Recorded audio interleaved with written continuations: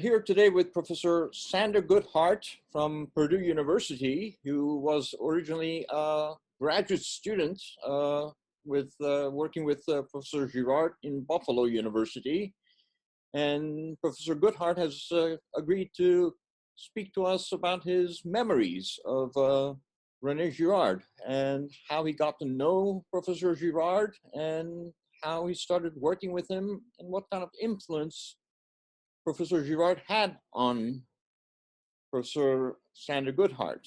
So I'd like to start by asking you, when did you first hear about Professor Girard? Thanks, Vivek. I actually first heard about him in 1968, the fall of '68. I was a graduate student in the English department at SUNY Buffalo.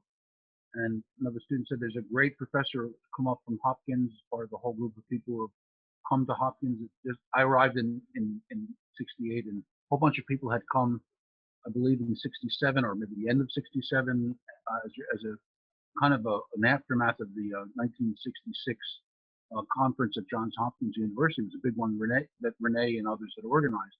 And Buffalo ended up hiring a whole slew of these folks to come to Buffalo, and he was hired by the English department, so someone said, you should really attend this course. So I first met him, but course that I saw him, I met him at was a course that took place in the spring of '69. For some reason I have in my mind February, but it could have been January. In any case, it was the first day of the semester of the 1969. I always remember the very first words that he said, which were that human beings fight not because they're different, but because they're the same, and because in their sameness they've made themselves enemy twins. And that idea just completely blew me away. I mean, I remember thinking, this is, he's just in that one sentence, he changed everything. I mean, I'd grown up in a kind of liberal democratic environment in which, the idea primarily was that violence is not good except in terms of warfare, but we try to avoid war, and when human beings fight, it's because they're fighting over differences. And he's arguing exactly the opposite. They're not fighting over differences, they're fighting over sameness, to try to create difference, because there is no difference, because difference has vanished. And the idea I had the feeling it could change the way I was thinking. And I remember that night, first night of the course, calling my wife. I was married at the time, and I said, this man is going to change the way I think about things. And he said, he linked it to sacrifice. He said that this question of violence was at the heart of culture. It wasn't just a literary reading, which he linked it to a Greek tragedy, into Oedipus Tyrannus, or sometimes called in English called Oedipus Rex. But it's not just a part of literature or Greek tragedy. He said it was part of all of culture, and it had to do with sacrificial ritual. And ritual was organized to try to prevent this crisis, this sacrificial crisis of difference, of the breakdown of difference, and the way in which ritual and ritual culture and religion and a primitive community, or what we call today archaic community, does that is through the mechanism of scapegoating. That scapegoating was somehow at the center of all of culture. And this was just the most powerful thing I had ever heard before in my intellectual life. And it just raised a way of getting at all of the questions that have been of interest to me, and just coming at it from a slightly new angle. I was trained as a literary critic in Temple University, and I had come to graduate school because I had heard that this was going to be the Berkeley of the East. A number of prominent people had just recently been hired, and it was an exciting place to be. And I thought, okay, why not try something a little bit different? Temple was good, but it was fairly conservative in its approach to things, and new critical close reading of literary text was in, and I learned that very well, and I did very well, so I applied to Buffalo. Weirdly enough, along with Indiana University and a couple of other places, I got in all of the places, but Buffalo, offered me the largest packet of money, and I thought, this is really exciting. I should do this. That was before I knew anything about Girard. And so I went, and then I heard this in the fall of '69, attended this course, and that was my first introduction to him. I didn't know him personally at that point. I just simply heard about, I heard about him, and I attended his lecture, and I felt the power of his lecture. I was a young graduate student. I was influenced by other graduate students at the time, and there was a kind of interest in politics among graduate students. And actually, for a while, I joined this movement that was, I guess they called it the pilot program. So following either the end of the second semester or the third semester, or third and fourth semester, I was there. I was part of a pilot program, so I didn't really see him really for a while after that. But then I realized that that pilot program was not going in a direction that I would want to go, and so I kind of withdrew from that, and I was still in the English department, but I withdrew from the section that was called the pilot program, and I approached him and I said, could I work with you, and could you direct my dissertation? Sure. You were a graduate student in the English department at that point? English department, yeah. I was graduate in the English department. What kind of courses were you taking at that point? Well, I was taking courses with Leslie Fiedler on myth and Jungian archetypal thinking and archetypalism, and I was taking courses with Joseph Braden on the novel. I don't think I took courses in poetry, although I remember writing in my application that I was interested in close reading of poetry, and especially Chinese poetry. I don't think I ever read Chinese poetry while I was at the first couple of years of graduate school. Yeah. I mean, I was taking the standard stuff. I mean, I took courses, I think, in Greek tragedy and Shakespeare. The English department was very open to comparative literature. In fact, I think the English department may have been called English and Comparative Literature, although I was in the English side of things. I remember when I got one of my jobs, I remember someone thought, we hired you because we thought you were comparative literature. And I did comparative literature, but I did it from within an English department because English was very open to comparative literature, sure, as they were also the French. And Girard, René, it's interesting because when I speak with audiences, sometimes they'll say René Girard to use the French pronunciation. Sometimes they'll say René Girard, which is, how the English would pronounce it. But I remember thinking that it was kind of interesting and odd in a good way that he was hired by the English department.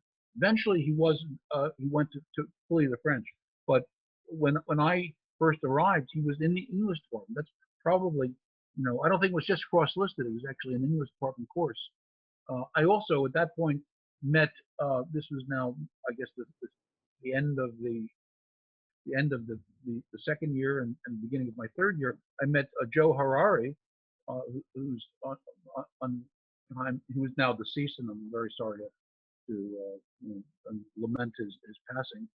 Joe Harari and I became friends, and he said, "Why don't we set up a course that René Girard would offer to us?" So I believe in my third year as a graduate student, I started attending, in effect, a seminar with Girard. A number of other people. Cesaria Bandera was there, and I was there, and Joe Harari was there, and eventually, I think Gerard Boucher joined us, and he was there. He also passed away recently, unfortunately.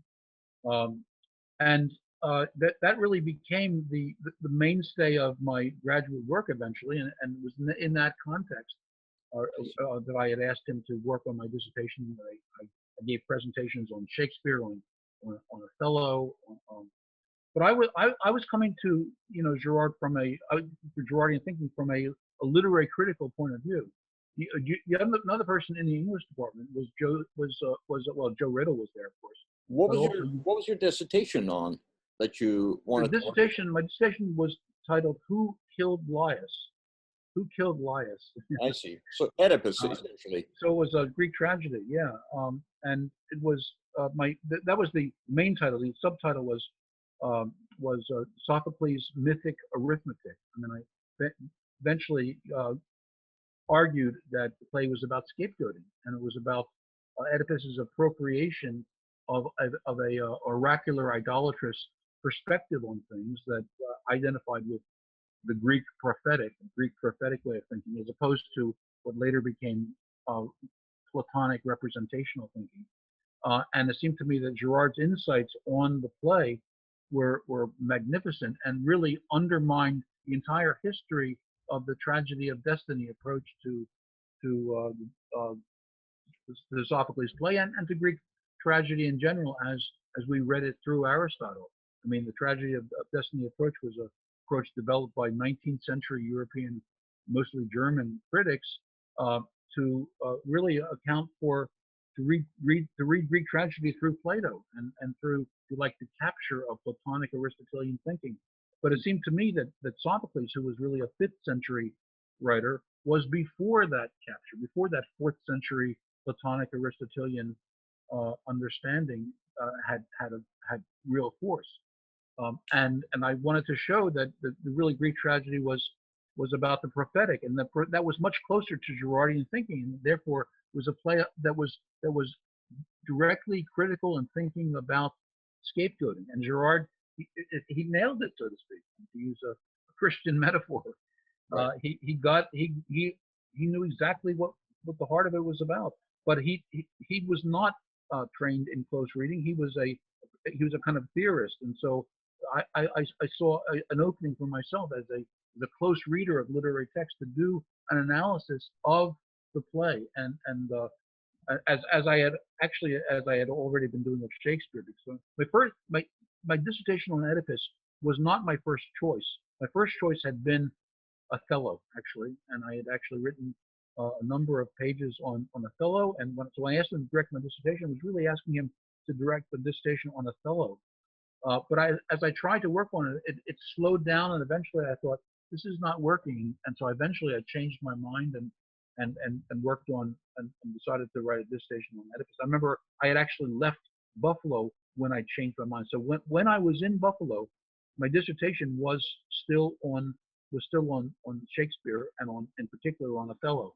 And I remember he asked me to give in the seminar that we ran in my 3rd year of graduate study, he asked me to give a presentation on Othello, and I tend to be long-winded about things, and so I spoke for most of the period, but it still wasn't finished, and so he said, okay, well, we'll go on with the writing next with Sandor's presentation next week. And so the following week I came in, and I didn't know it, but apparently in Europe, in the intervening week, there had been a performance of Othello somewhere in European theater, and someone from the audience had jumped up on stage and killed one of the actors. And he said, "I'm doing this because, I can't stand to see Iago tricking Othello in this way." And so I think he jumps up on stage and he murders Iago. And so I was talking about violence in the play. And so I remember Cesario said, you're talking about violence, and suddenly we have an example of it in theater, the breakout of violence in the theater itself, in the very theatrical contract, that it gets broken by someone intervening in the play. Imitation must really be important, and the mimetic must really be important. What's going on there? So Girard was excited about it, and he was very, very kind, and always referred to his interest in Shakespeare as deriving from me. I don't know if I remember he always attributed that you were the one who brought Shakespeare to his attention. So he always attributed Shakespeare to you, and he was very kind. He was very kind. The English part, a lot of people in English were doing Shakespeare, and so I was one of many, but not a lot of people were doing Girard. So he got it through me. He sparked an interest, and he realized what he said was, if I had read Shakespeare before, I would have included it in Mensonge Romantique and Vérité Romanesque. Right. But But he ended up writing a whole book on it later. He ended up writing a whole book, The Theater of Envy, which I have subsequently tried to get into the curriculum for the training of graduate students. But some of my colleagues at Purdue were like some of my colleagues in Buffalo, and were not particularly receptive to Girard's work. So it still continues to be a battle, although he's much more respected and certainly much better known now than ever before. He's become polemical, at least now. Do you remember, can you tell me a little bit your first interaction with him when you went and asked him to be your advisor. How did you approach him? Were you Well, this was interesting because it was, I believe I had been in the seminar, and I don't know if it was before or after I gave the presentation on Oedipus, but he had been asked, maybe because he expressed an interest in working on Midsummer Night's Dream, to give a presentation on Midsummer Night's Dream, which was the first Shakespeare play he had ever worked on. And there was a guy at Buffalo, C.L. Barber, was a colleague of René. He wrote a very famous book called Shakespeare's Festive Comedy, a lot of which centers upon Midsummer Night's Dream. And so they said, would be interesting to have C.L. Barber work on Proust, because Girard had written the book on Proust, and then have actually a collection of essays, but Proust was one of the 5 major figures ran in Deceit, Desire, and the Novel, which was the translation of Mensonge, correct. So they thought they would be fun to have Girard talk about Shakespeare, and to have C.L. Barber talk about Proust.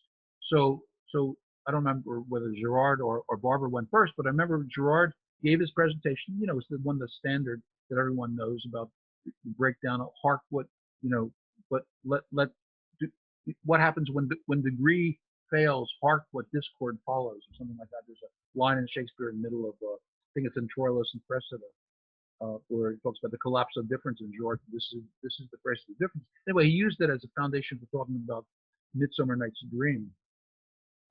And afterwards, I remember C.L. Barber stood up and he said, "René, I've been teaching this play for 50 years, and you've just explained it to me."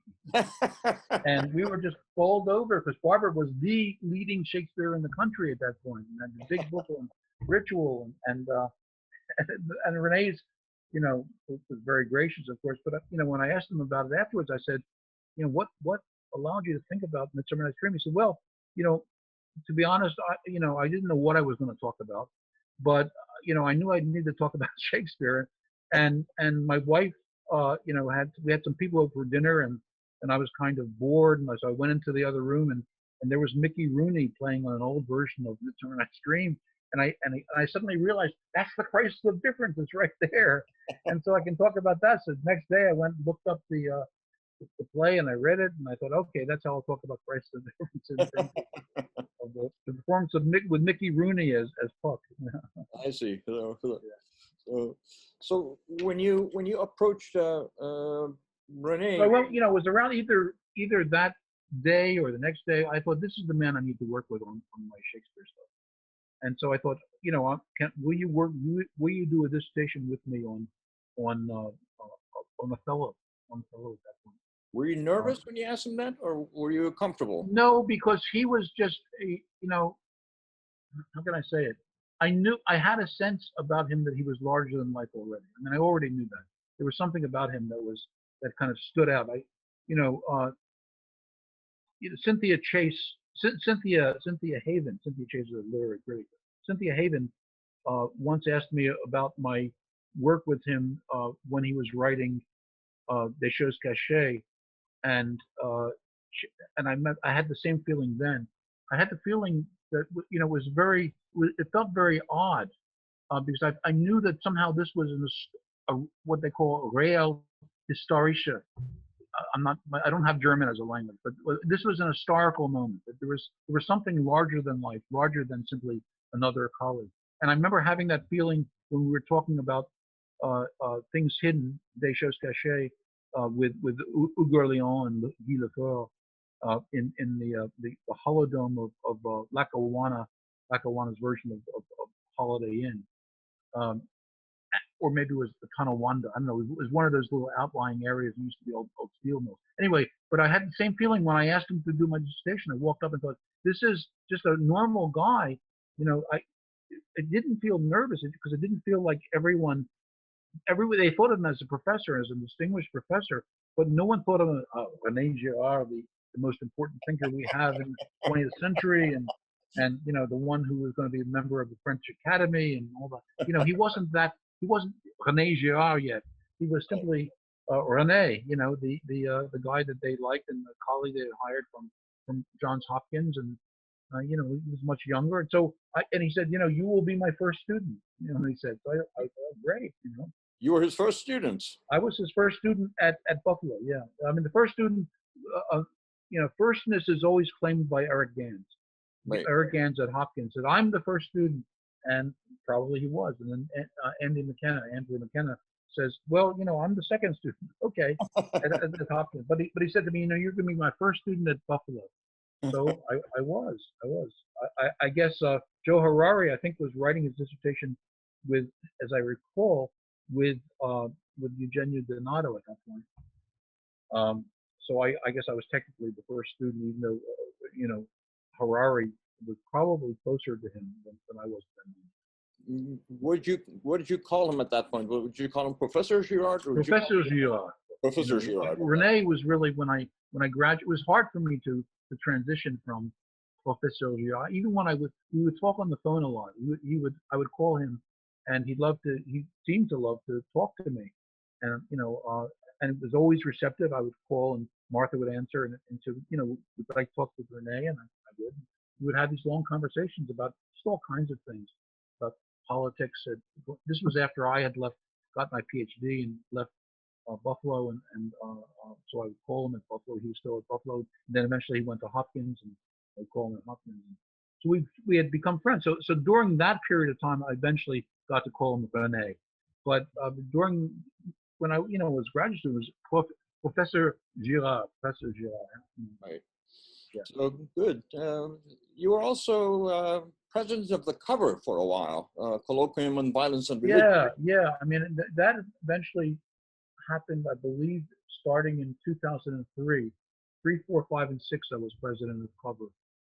I think I was elected at the end of the meeting in Innsbruck. There was a meeting in Innsbruck. I believe it was 2003. I always get Ghost Ranch and Innsbruck, what years they were confused, but whenever we were in Innsbruck, I was elected then for 4 years. It was two successive terms of 2 years each. So I became president. I had been the executive secretary for 5 years. So I was kind of in the middle of my second term as executive secretary, and then I was elected president. And so I moved from executive secretary to the president. What was Professor Girard's role with cover? Was he a participant? Honorary. He would come up to meetings sometimes, not always. Initially he was there. The first president was Raymond Schwager. He wrote the Choses Cachées. I think I told you he stopped writing the last chapter. He was going to originally write his book on Christianity. It was going to be compressed into one chapter 10 or something like that of the La Violence et le Secret. And the publisher said, no, don't do that. You'll write another book on it. And for a while he thought, I don't know how to start this. I've written La Violence et le Secret, and I think it came out in 1972, if I'm not mistaken. And then I remember, and I've always had this argument with the people at Innsbruck. He started reading Raymond Schwager, and he said, you know what? He came back one day and he said to me, I don't have to write my book on Christianity. He has said the whole thing. He has the whole thing down. And I mean, they swear that never happened.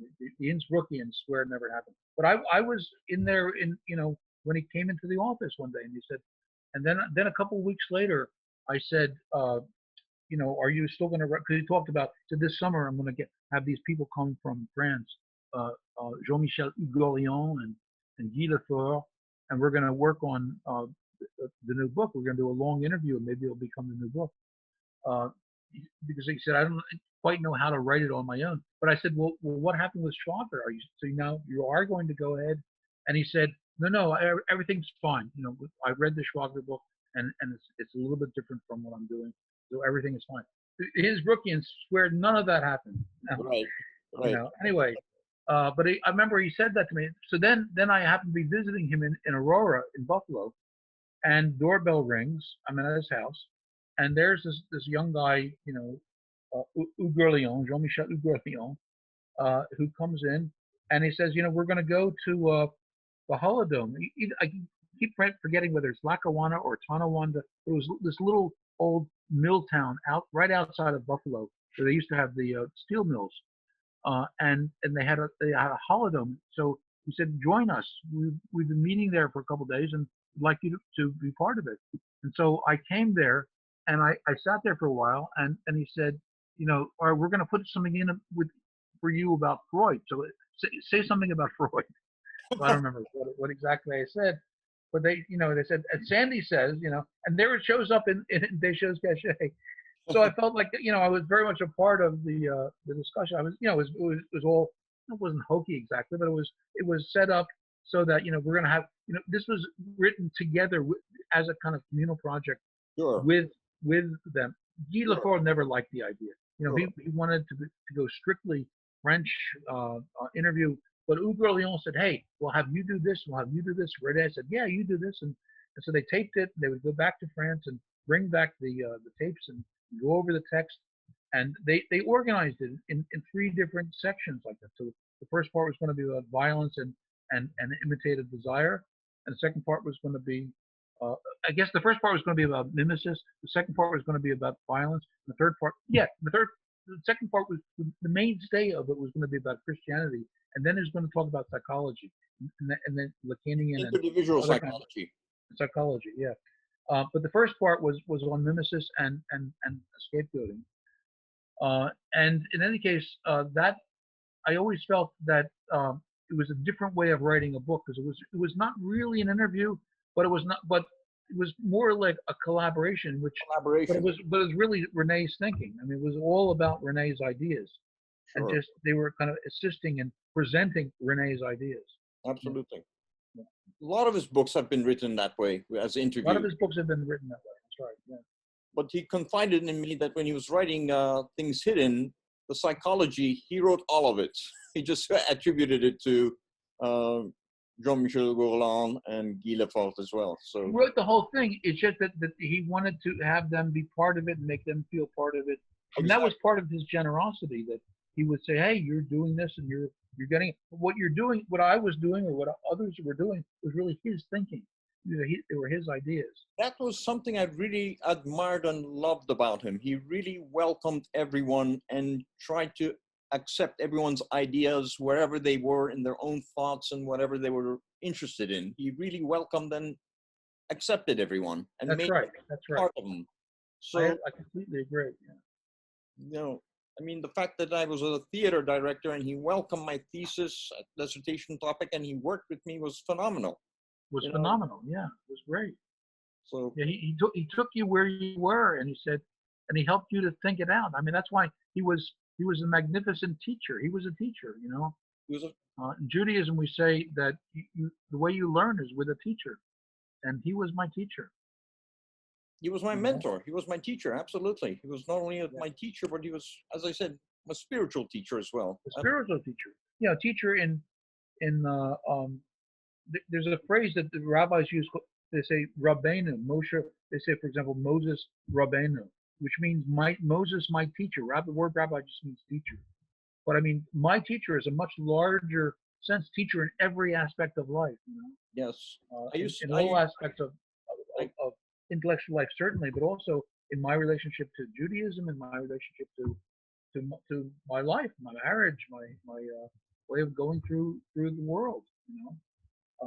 René was for me a model. Well, he was a model par excellence, I would say. So let me ask you something. All this time that you worked with René and everything, and you read the whole Christianity part, how come you never considered becoming a Christian? Well, I didn't need to. I was already Jewish. In other words, I felt a little bit like Franz Rosenzweig. Rosenzweig had this what was sometimes called the near conversion. He had decided Judaism was a kind of relic, and he was going to convert to Christianity. But he was going to do it on. He felt it was important to do it when Judaism offered itself as fully as possible, which he identified in the Yom Kippur service of Berlin in 1913.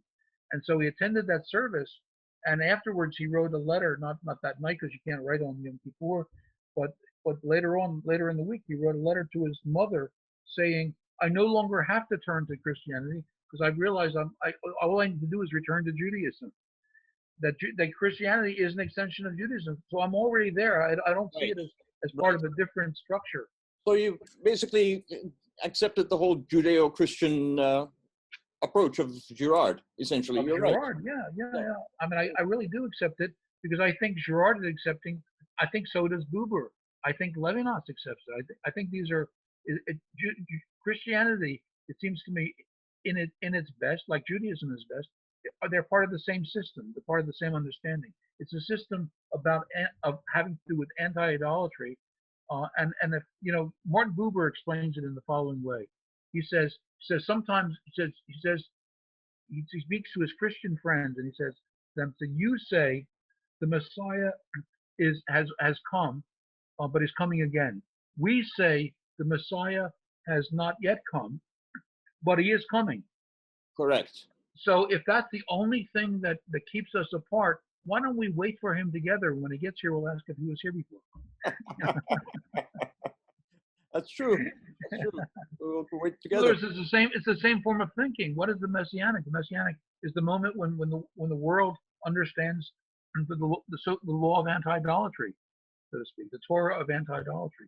I mean, Jesus comes to be Torah, to make Torah flesh, to live Torah as flesh. The Word made flesh, as John says. Correct. And so it's the incarnation of the Word, but the Word is, as Tom Riva, my friend, my Catholic friend in Purdue, says the word logos can mean Torah when John uses it. The Johannine logos can mean Torah among other things. So it's the Torah made flesh. Jesus, I'm going to live Torah, a life of Torah, living a life of Torah. That's how I understand Absolutely. Jesus, who is fully Jewish. Jesus never converted. Correct. He never needed to convert. He's already Jewish. I feel the same way. Right. No, absolutely. You're absolutely right. If you could tell me the story about how he influenced you to get back to your Judaism roots with the paper that you gave. Can you tell me that story once again? Sure. Well, it had to do with Cerezi LaSalle. He had been invited to give a presentation at Cerezi LaSalle, and it's a very prestigious honor to be offered to give that presentation. And so I said to him, well, what are you going to talk about? I figured that would be a kind of keynote moment when he would give his own presentation. And he said, I'm going to talk about Christianity. And I realized I couldn't talk about Christianity. Number one, he had never written about Christianity, so I thought it was going to be maybe a profession of faith or something like that. But but I also felt, no, he's probably going to talk seriously about Christianity, and I can't do that. But I wanted to do something to honor him. So what could I do? Well, what I could do is talk about Judaism, and so therefore at that point I started reading Martin Buber and Franz Rosenzweig and Emmanuel Levinas and Gershom Scholem, and I realized this was part of a movement that later became known as Jewish renewal or Jewish renewalism, which was slightly different from the Judaism that had been practiced by others. There was sometimes it's called Deuteronomic Judaism as opposed to prophetic Judaism. I don't think they're really at odds with each other, but sometimes people talk about that as if there's a difference. And so I began being very interested in prophetic Judaism and Martin Buber, and so it was in that context that I started reading then the story of Joseph, and I realized the story of Joseph had everything, was thoroughly Jewish, but it had everything at the same time that Girard was talking about. So there's Girard's whole theory within a thoroughly Jewish setting, and it seemed to me the Joseph story was absolutely key to understanding the connection between Girard's ideas and Judaism. Is actually at the center of it. I mean, you begin with the story in mimesis and negative mimesis, positive mimesis, but negative mimesis, and then violence, and then scapegoating, and then ending in Christian forgiveness. I mean, what really at that point is Jewish forgiveness, where he said, Ani Yosef, I am Joseph, who you would sacrifice, your brother, the one you threw out, and you put into the pit, and sold for some silver to passing Midianites or Ishmaelites, and I ended up in Egypt, but God sent me here, and Ani Yosef, I am Joseph. Right. And I remember that the Pope, I always thought this was significant. When the Pope, one of the popes went to visit Jerusalem, he said when he arrived, Ani Yosef, I am Joseph. Ah. I am Joseph, your brother. I am Joseph, your brother. Ani Yosef. And so I always felt very strongly that Christianity really was an outgrowth of Judaism, and that it's a extension. The word I use is midrash. It's a midrashic extension, because I think midrash as a mode of thinking has been undervalued. It's a very powerful mode of thinking, which is a way of not interpreting the text from the outside, but extending the text. It's a form of textual extension. And Christianity is a form of living textual extension of Jewish scriptural reading, which is what Jesus was practicing as I read Jesus.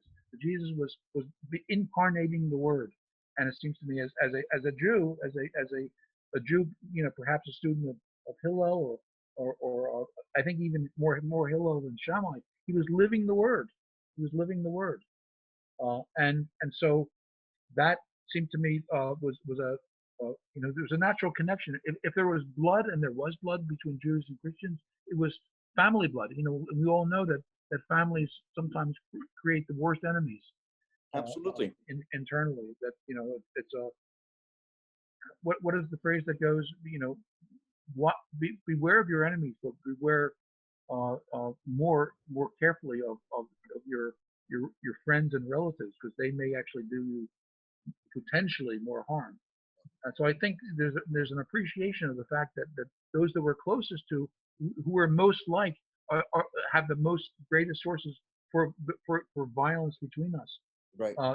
But I think when push comes to shove, Judaism and Christianity are extensions of the same thing, the law of anti-idolatry, as I understand. So this was the paper you gave at that conference?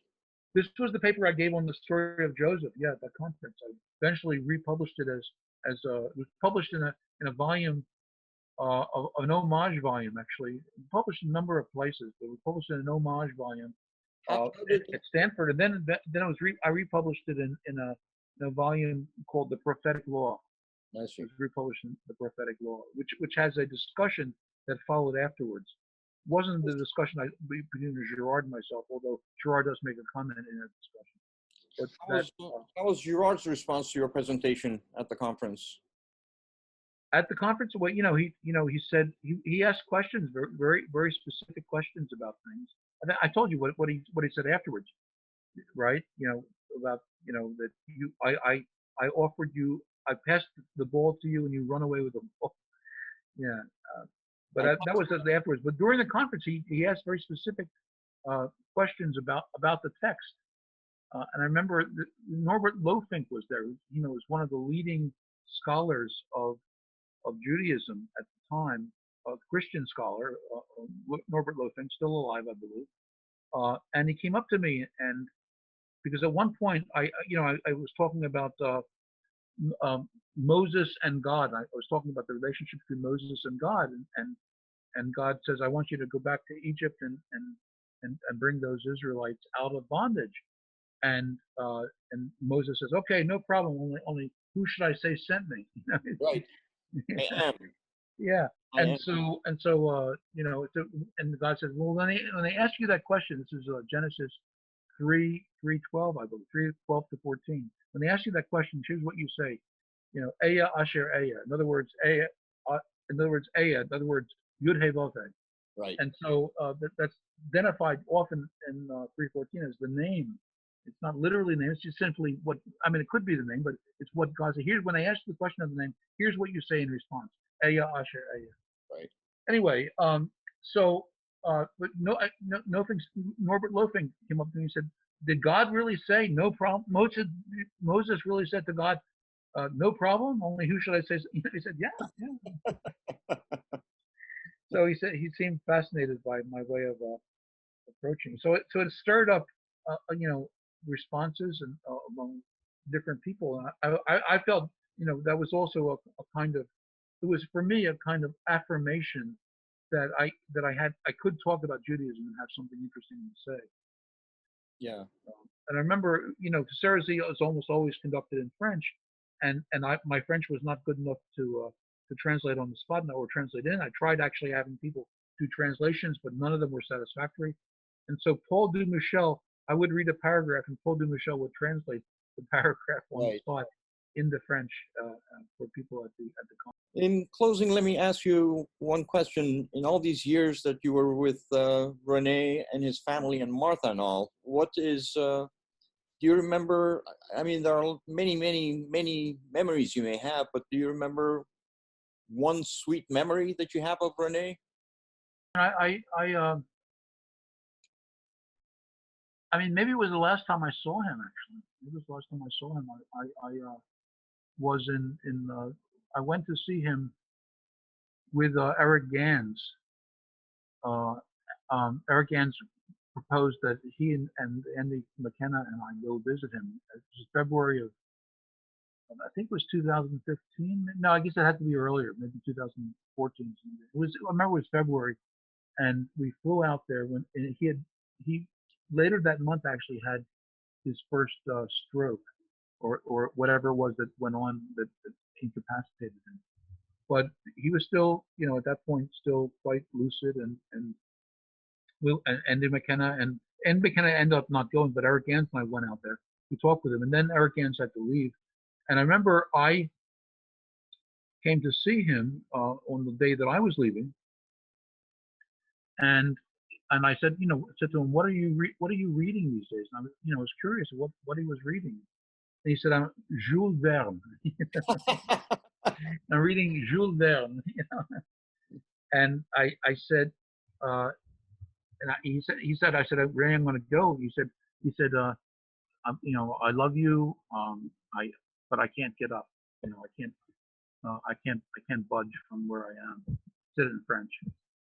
And I thought, there's a way in which it was like saying goodbye, and that was the last time I saw him. A couple times I talked with Martha afterwards, and then when one day I see this very startling email, which was from Michael Hardin or Scott Caldell, or one of them said that René passed, and I immediately called Martha, and she said, yeah, that's last night.